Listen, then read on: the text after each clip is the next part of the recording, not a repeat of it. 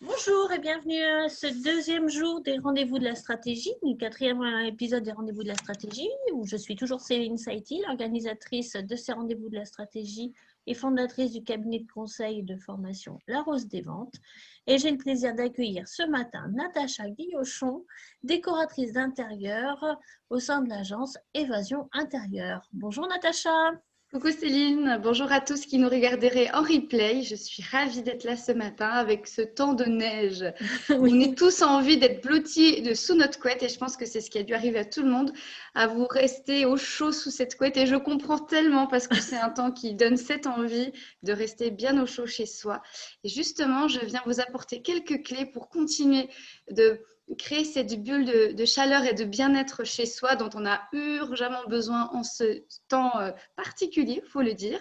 Et j'ai eu le cœur à préparer cette vidéo. Cette préparation est importante pour chacun d'entre nous, pour nous guider au quotidien, à nous apporter ces petites astuces qui vont œuvrer pour nous donner cette motivation au quotidien dans notre travail. Et puis, ça peut vous guider aussi dans votre vie personnelle, dans votre aménagement intérieur. Alors, c'est parti? Eh bien, go, on t'écoute. Est-ce que Alors, tu as une vidéo à nous, un PowerPoint à nous présenter ou... oui, pas faux. Tiens, je vais aller chercher, il est juste là.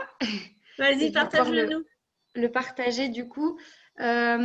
L'écran, je le fais comment pour le partager déjà? Le petit rectangle vert en bas avec la petite flèche qui monte, comme d'habitude. Écran partagé, c'est ça? C'est ça. Ok. Et tu me dis c'est bon pour toi? C'est en train d'arriver. C'est bon. Tu mets en mode diapo pour qu'on puisse bien voir. Ok. Et ce sera parfait. Ah, ok, super. Super. Tu vois ma tête en même temps ou pas du coup? Oui, on te voit, il n'y a pas de souci. Que je fasse pas de bêtises, tu sais. C'est bon, c'est bon. Alors, raconte-nous tout. Comment on fait pour créer notre bulle bien-être? Ah bah déjà, je voulais juste en deux mots me présenter rapide, mais tu l'as fait, donc je passe. Voilà, je suis une jeune maman de 30 ans, décoratrice d'intérieur et conseillère en bien-être intérieur. Et voilà, comme tu disais, créatrice de l'agence Évasion Intérieure. Une maman d'une petite puce comme de pomme, justement, qui m'apporte pas mal d'inspiration au quotidien et cet élan et cette joie qui m'inspire vraiment dans mon travail. Je suis aussi une éco-citoyenne engagée. Pour moi, c'est quelque chose de très important. Ça fait partie de mes valeurs fondamentales que j'applique au quotidien, à la fois aussi dans mon travail. Amoureuse de la nature des animaux, bah oui, c'est comme ça. Je ne peux pas me refaire. Et je suis passionnée de déco, de solutions pour prendre soin de soi et de sa maison naturelle. Forcément, on va jusqu'au bout des choses. Ce que je voulais vous dire, c'est que vous avez tous en vous, en avant-propos, chacun possède en soi les clés de son bien-être intérieur. Même si je vais vous apporter des choses, la décoratrice, elle travaille toujours main dans la main avec le client, avec la personne avec qui elle travaille.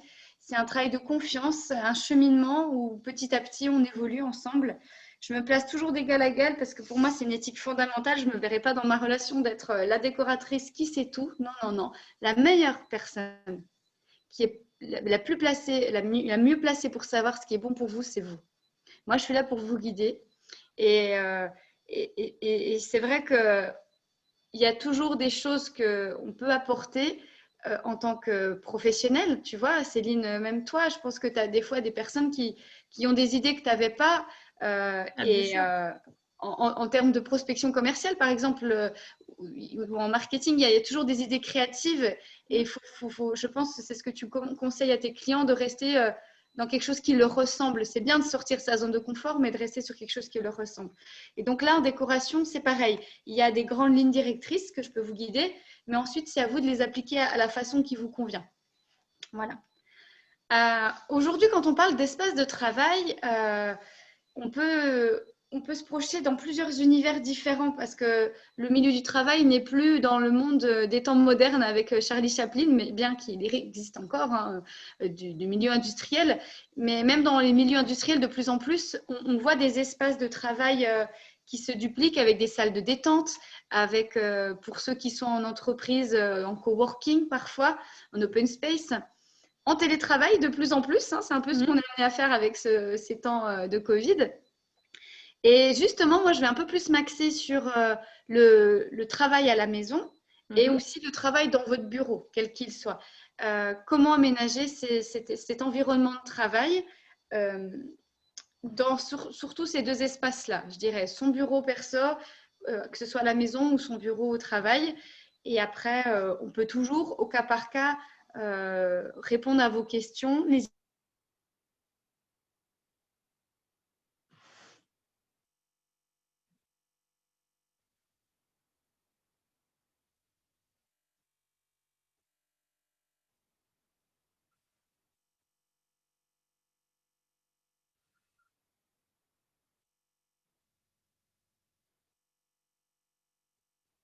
De votre entreprise, quelles sont aussi vos valeurs? Ça, c'est vraiment la première question.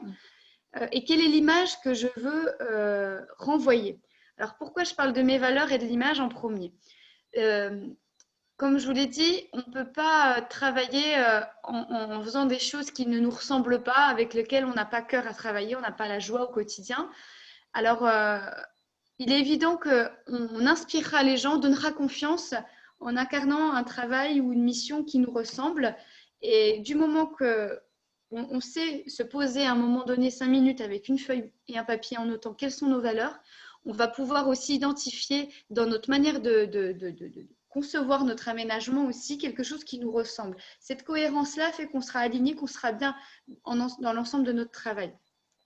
Quelle est l'image que je souhaite véhiculer de mon entreprise ou de mon activité à travers justement ces valeurs que j'ai et tout ce qui me plaît, que ce soit les matériaux, les couleurs, donc qui sont à la suite de tout ça. C'est vraiment une cohérence globale qui est en lien. Et quelle serait la touche d'originalité que j'aurais envie d'apporter? Pourquoi une touche d'originalité? Parce que c'est une petite façon de se démarquer. Moi, j'ai un client qui est passionné de design.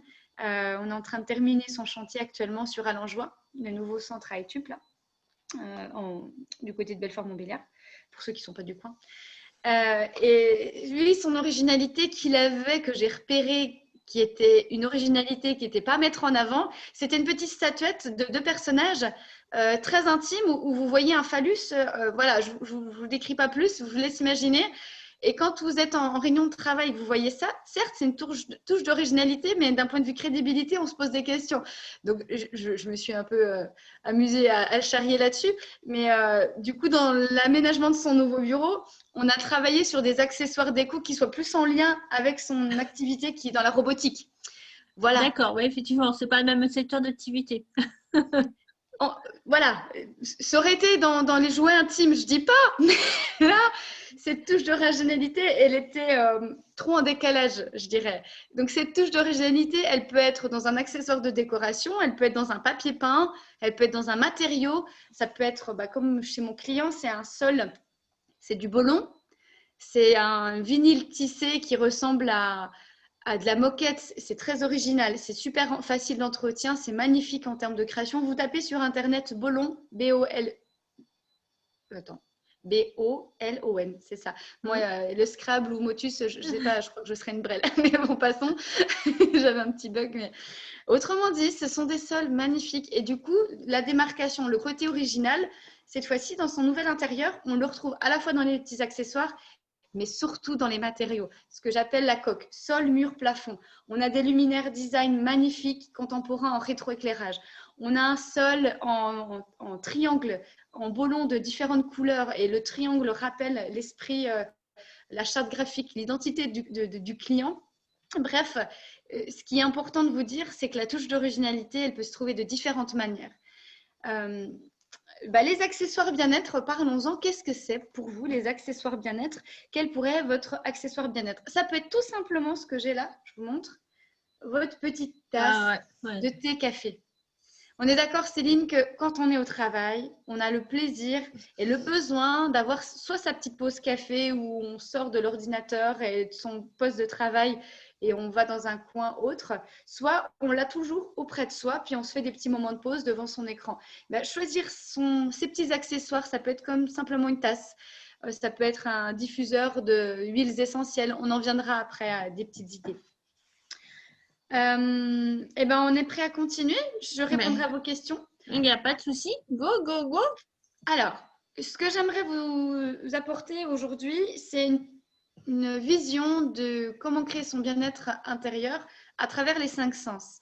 C'est une vision assez originale, assez peu courante, mais qui me semble intéressante puisque on est des humains faits de chair, d'os, et les 5 sens, ça fait partie de notre vie au quotidien et ça nous permet de nous conscientiser un petit peu sur, voilà, de revenir à l'état présent et de revenir à soi, à l'essentiel. Dans les 5 sens, nous avons forcément la vue qui se matérialise à travers la couleur, les matériaux, l'éclairage qui est très important, qui est trop souvent négligé, même moi, hein, vous voyez, je ne sais pas si j'ai un éclairage qui est très valorisant, mais pour dire, même moi, je ne suis pas assez équipée en la matière à l'instant T. La décoration et le rangement. Donc, la vue, ça englobe vraiment tous ces aspects de la décoration. L'odorat, c'est la qualité de l'air intérieur, ce qui est très important, et les parfums d'ambiance, on y viendra ensuite. L'ouïe, c'est la qualité acoustique, l'ambiance sonore, avec les musiques qu'on peut ajouter autres. Le toucher, ça va passer par l'ergonomie, dans le sens vraiment kinésique du poste de travail, et la qualité des matériaux. Et le goût. Le goût, ça va être les saveurs et le pouvoir émotionnel, par exemple du thé, du café, de ces moments de pause, même de rencontre avec un client ou un fournisseur. Alors, dans la première du premier des sens qui est la vue, au niveau du choix des couleurs et des matériaux, un petit b.a.-ba au niveau décoration. Et il faut déjà que ce soit un choix de couleurs qui sont en accord avec votre image et vos valeurs. Le client dont je vous faisais référence il y a quelques instants, c'est un client qui travaille dans la robotique, dans le milieu industriel. Sa charte graphique, elle est dans les nuances de bleu. Ça aurait été complètement, par exemple, en décalage de partir sur une décoration de dalles de sol bolon, dont je vous parlais tout à l'heure, qui soit dans les nuances de jaune ou de orange, où il faudrait qu'il y aurait un jeu de contraire. On pourrait avoir des touches de orange avec du bleu majoritairement dans les couleurs complémentaires. On y viendra ensuite tout à l'heure dans l'intérêt des couleurs complémentaires, etc. Ce qui est important de vous dire, c'est que le choix des couleurs, il peut se faire simplement dans les accessoires ou dans, pourquoi pas, les sols. Après, moi, ce que je recommande au général, quand on veut faire par soi-même, c'est de choisir des matériaux qui puissent être le plus neutre possible et pourquoi pas un papier peint original ou un sol original. Mais l'intérêt, il y a Margaret qui va se connecter, quelque chose qui puisse être intemporel. Une ambiance intemporelle et neutre, c'est ce que je viens d'en parler, d'évoquer. Une touche d'originalité, voilà, plutôt dans les accessoires. Par exemple, ici, je ne sais pas si je peux vous montrer, j'ai un ensemble de coussins. Bon, j'arrive pas avec l'écran à vous partager, mais l'avantage, par exemple, que ce soit chez soi, où on peut aussi travailler de temps en temps sur le canapé comme je le fais, c'est qu'on peut changer ses accessoires de décoration pour pas cher. Que changer tous les sols et les murs, c'est plus compliqué. Et des fois, on peut se lasser d'un sol parce qu'il aurait été trop ou d'une couleur de peinture. Donc voilà, je vous recommande de partir sur des neutres, des couleurs assez chaudes. Le choix des couleurs et matériaux, on peut vraiment réfléchir et on a tout intérêt à réfléchir dans une vue d'ensemble. Ce que je vous recommande quand vous choisissez des peintures, c'est d'aller chercher des échantillons de ces peintures et de faire des tests au mur et sur les différents coins de mur. Il y aura toujours des règles aussi à respecter. Quand vous avez une couleur très foncée, le mieux ce soit une couleur qui puisse être à contre-jour au niveau de la fenêtre, parce que sinon, si vous faites ce mur-là où il y a des fenêtres en face, par exemple, la lumière va être absorbée par la couleur foncée. Enfin, voilà, il y a plein de choses qu'on pourrait dire sur la façon dont on applique les couleurs. Les papiers peints, choisissez-les toujours quand ils sont posés à la verticale, parce que si on met la lumière comme ça à l'horizontale, on ne saura pas du tout le même rendu. Il faut vous rendre compte un petit peu sur les différents murs. C'est des petites astuces que je donne toujours. Et puis, essayez de faire comme sur la planche d'ambiance, de marier un peu les couleurs que vous allez avoir dans vos matériaux et même mobilier, voir s'il n'y a pas des fautes de goût. Alors, au niveau des couleurs, il faut savoir plusieurs choses aussi d'un point de vue technique. Moi, je travaille beaucoup avec les tons dits neutres ou les couleurs désaturées. Les pastels assez peu et puis les tons saturés qui autrement dit vivent, je travaille assez peu avec ou en toutes petites touches. Alors, ce qu'on appelle une couleur désaturée, c'est une couleur dans laquelle on a une pointe de gris. Bon, là, c'est pas un des meilleurs, enfin, c'est un exemple qui paraît un peu fade, mais Autrement dit, pour illustrer ce propos, le mieux, c'est que je vous montre sur un nuancier de peinture. C'est vrai que en direct, quand je vous aurai en face de moi, je pourrai plus facilement vous montrer, ou sinon je vous ferai la prochaine fois une capture d'écran. On a des couleurs aujourd'hui qui ont tout intérêt pour être agréables à l'œil, d'avoir cette pointe de gris, d'être dites à peine désaturées, d'être moins vives. Elles vont être moins fatigantes à l'œil. Tu vois, Céline, je ne sais pas si tu as déjà fait le test de choisir une couleur, par exemple, jaune. Il y a plusieurs nuances de jaune. Il y a le jaune pétant, un peu style années 70, très criard. Il y a le jaune un peu moutarde et il y a le jaune un peu pastel. Et ben, dans tous ces jaunes, on n'aura pas le même ressenti. Et donc, je vous invite à réfléchir vraiment à quel type de couleur vous voulez. Je vous recommande aussi de faire un choix entre plusieurs panels de nuanciers. Après, vous serez bien guidé si vous allez dans des comptoirs de peinture. Ils sauront vous guider ou avec une décoratrice. Voilà. Au hasard. C'est ça. Il y aura encore beaucoup à dire. Je passe sur ce sujet qui est Oui, tout à fait. assez long. Oui, voilà. Vous le voyez un petit peu, par exemple, sur cet exemple de rouge. La couleur rouge de base que vous voyez à gauche, une fois qu'elle est désaturée, elle paraît plus naturelle. C'est un rouge mélangé à un gris.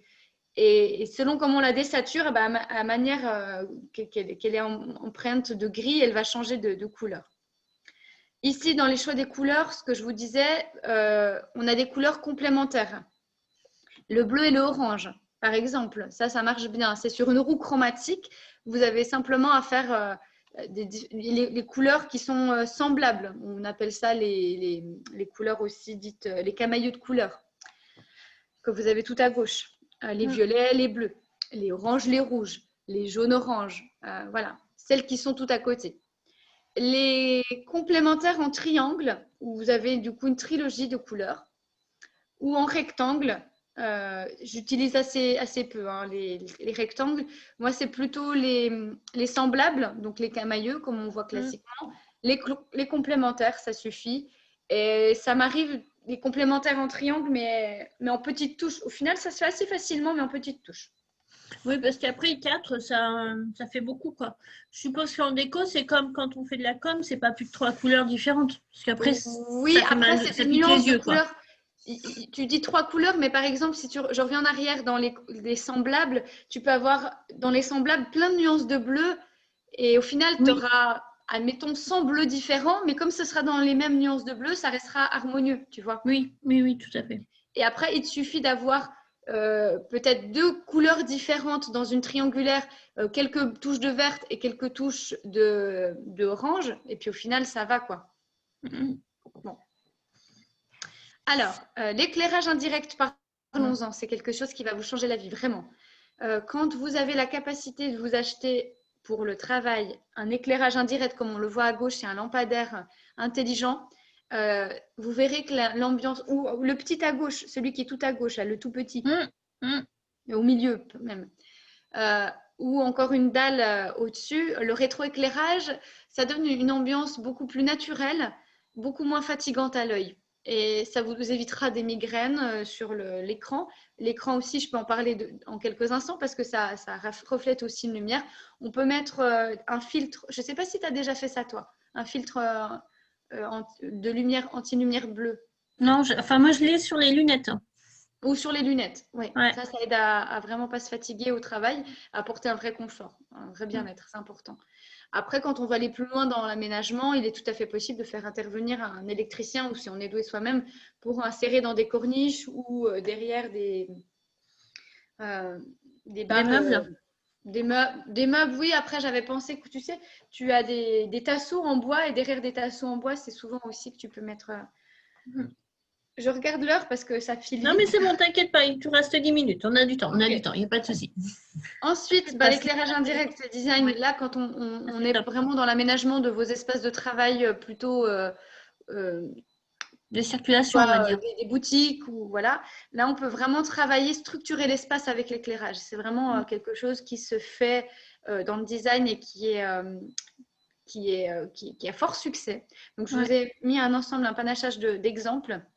Tu vois, les tasseaux, il peut y avoir, comme je te disais à gauche, là, cet esprit-là. Alors, concernant les meubles et accessoires décoration. Alors, je regarde un petit peu ce que j'avais mis sur mes notes. Ah, je suis passée. Tac. Un petit instant. Alors. Dans les accessoires, tu as pris les plantes vertes, ce que je vois sur la droite. Les plantes vertes, oui. On verdit. Je voulais juste me reprendre parce que je ne sais plus s'il y avait quelque chose qui me semblait important. Les plantes vertes, l'avantage qu'elles ont, si je peux me permettre, c'est de choisir des plantes vertes dépolluantes qui vont pouvoir absorber les polluants liés aux matériaux, malheureusement, liés au fonctionnement des PC, des imprimantes, etc. Et ces plantes vertes vont avoir un double effet, c'est qu'elles vont vous apporter de l'oxygène parce que c'est des plantes et en plus, elles vont pouvoir assainir l'air. Oui, c'est vrai. Merci à toi de cet instant-là. J'avoue que j'ai oublié ce que je voulais expliquer sur cette diapo. Eh bien, je vous ai présenté différents exemples. Oui, c'était ça me revient. Plusieurs exemples de bureaux différents quand on est chez soi, par exemple. Ce qui est intéressant, c'est de voir qu'on peut travailler sur des bureaux qui soient en bois récupéré ou des tréteaux. Et à chaque fois, on peut avoir une ambiance différente. Comme tu disais avec les plantes, si on a envie d'apporter ce côté nature ressourçant. Une grande planche pour le côté pratique. Donc, c'est des rouleaux qu'on achète sur Internet. C'est ce que j'ai fait dans mon bureau de liège et sur lequel on vient poinçonner plein de post-it ou décorations. Ça, c'est quand on est dans le côté créa, c'est assez intéressant. On a carrément un grand mur de liège à disposition ou des cadres qui soient sobres pour de la décoration. Ça dépend. Il faut qu'il y ait aussi ce côté fonctionnel. Et des fois, on est simplement dans l'ordinateur. Donc, bonjour à celles qui viennent de nous rejoindre. Bienvenue. Vous pourrez voir le replay. Je continue le live et puis n'hésitez pas si vous avez des questions en cours de live à me les poser. Donc, les accessoires de décoration, c'est vrai que l'important, c'est de partir sur des choses qui soient à la fois jolies, mais aussi pratiques tant qu'à faire, que ce soit des accessoires aussi de décoration et de rangement en même temps. Dans les meubles et accessoires de décoration, là, on est plus sur la partie qui concerne l'aménagement des boutiques, où on peut structurer vraiment l'espace de différentes manières et d'apporter quelques touches d'originalité par ici, dans la vitrine, quelques petites cages à oiseaux qu'on vient suspendre et dans lequel on a mis des accessoires de boutique. Et on peut faire du meuble sur mesure aussi avec l'aide d'un menuisier. Voilà. Les meubles et accessoires de décoration, on en voit encore d'autres exemples ici avec la partie rangement intégré caché au quotidien. Si vous, votre meuble, votre espace de vie contient dans votre salon, par exemple, comme on voit tout à droite, votre coin bureau, on peut très bien aménager cet espace 2 en 1 où on dissimule à manière d'un tréteau, c'est d'un panneau de tréteau coulissant la partie travail bureau de la partie écran de télé, et puis on switch entre ces deux univers et on a toute la partie de rangement qui est à côté et qui peut être intéressante. Il y a des bureaux camouflés aussi, de plus en plus ça existe. Ça, c'est dans les petits espaces. J'adore ce bureau avec le radiateur juste au pied, ça c'est top. Tu bosses le radiateur, ça c'est top. Ouais. J'aime beaucoup. C'est vrai. Et puis après, on n'est pas tous obligés de faire appel à un menuisier. On peut aussi faire appel à Ikea et puis adapter. Là, ici, on a un exemple avec la fameuse armoire Kallax qui est très connue de beaucoup parce qu'elle est facile en termes de rangement. Esthétiquement, elle est sobre et a un style qui est assez universel dans les nuances de blanc ou de bois. Et puis, on peut s'amuser avec les petits accessoires de panier pour donner des esprits sympas et différents, apporter un peu de matière. Voilà, ce que j'avais à dire en termes d'accessoires et de décoration, c'est assez dense. On peut vraiment s'étendre, faire un sujet, un live dédié à ce sujet. Donc, les pistes que j'ai à vous donner, c'est n'hésitez pas à aller sur Pinterest, chercher des sources d'informations, d'inspiration. Et puis, Ikea, qui est une gamme assez intéressante en termes de rapport qualité-prix. Sinon, de faire appel à un menuisier pour du sur-mesure, si elle est là, ou une décoratrice pour vous guider pour des visites conseils. N'hésitez pas. Voilà. Parce que c'est vrai que c'est dense, donc j'essaie d'aller à l'essentiel. Au niveau de l'odorat, ce qui est important, c'est de parler de la qualité de l'air intérieur, sans quoi on peut vraiment partir sur des problématiques même de santé, si on a des problèmes d'aération. Bien aéré, c'est indispensable. Avant de penser à mettre, que ce soit de l'encens, des bougies, déjà, ce n'est pas des choses que je vous recommanderais, ce serait plutôt des parfums d'ambiance dits naturels. Donc, pour faire un petit point, le taux d'humidité, donc c'est quelque chose qui peut vraiment poser des soucis. Donc, l'aération avec une bonne VMC, la qualité de l'isolation va aussi dépendre de la condensation. Enfin, voilà, le chauffage aussi. Les composés organiques volatiles, on en parle rapidement parce que c'est quelque chose, un point sur lequel j'aimerais sensibiliser chacun. Selon les matériaux que vous allez acheter, si c'est des matériaux neufs, laissez un petit temps à ce qu'ils s'aèrent et puis que vous puissiez aérer régulièrement puisqu'il y a toujours une décharge des cols de vos matériaux. On parlait de la Kallax tout à l'heure chez Ikea, je suis sûre que dans un premier temps, elle va sentir un peu le neuf parce qu'on sent qu'il sent le neuf, c'est des produits en fait. Donc c'est important de bien aérer régulièrement. Et de choisir au maximum des matériaux sains et naturels. Voilà. Et bien sûr d'entretenir les appareils. Concernant l'odorat toujours, j'aimerais vous parler plutôt de solutions de parfums naturels à base d'huile essentielle ou de parfums naturels à base d'essence naturelle parce qu'il y a aussi ces deux variantes. Il y a ces parfums naturels qui sont par exemple des hydrolats, tout simplement, un hydrolat de fleurs d'oranger qui est moins concentré que l'huile essentielle et qui peut convenir sans problème à tout public, femme enceinte, jeune enfant, selon votre boutique ou avec qui vous vivez ou votre situation de santé. Là, vous prenez aucun risque avec les hydrolats ou certaines huiles essentielles selon les publics, toujours à bien vous renseigner avec précaution dans l'utilisation. Et ce que j'aime beaucoup, alors il y a les petits sprays qu'on peut utiliser en parfum d'ambiance à base d'alcool neutre dénaturé bio, c'est l'idéal, et puis dans lequel on met soit son huile essentielle, soit son parfum naturel. Et soit on peut appliquer aussi directement des gouttes d'huile essentielle ou de parfum naturel ou le spray sur les céramiques. Ça, c'est super quand on a du passage sur une porte parce qu'à chaque mouvement d'air, on va sentir ces odeurs.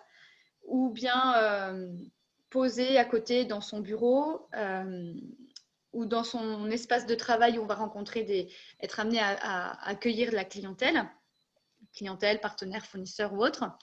Et ce qui est pas mal aussi, que j'aime beaucoup, c'est l'idée d'un diffuseur à ultrasons.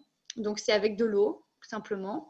Vous appuyez sur un bouton et vous voyez un petit peu, comme on le voit ici, une petite fumée. Ce n'est pas vraiment une fumée, c'est vraiment des micro-gouttelettes qui s'évaporent dans l'air.